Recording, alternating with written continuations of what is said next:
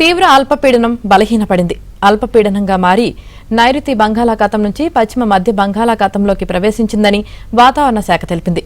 రానున్న 24 గంటల్లో ఉత్తర ఈశాన్యంగా దిశ మార్చుకొని మధ్య బంగాళాఖాతంలోకి ప్రవేశించే క్రమంలో మరింత బలహీనపడుతుందని పేర్కొంది.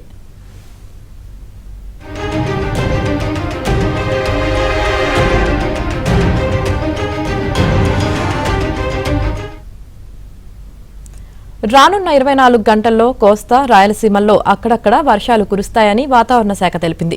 మన్యం, అల్లూరి, అనకాపల్లి, కాకినాడ, కోనసీమ, తూర్పుగోదావరి, ఏలూరు, ఎన్టీఆర్, గుంటూరు, ప్రకాశం, నంద్యాల, అనంతపురం జిల్లాలో అక్కడక్కడ పిడుగులతో కూడిన వర్షాలు పడే అవకాశముందని తెలిపింది.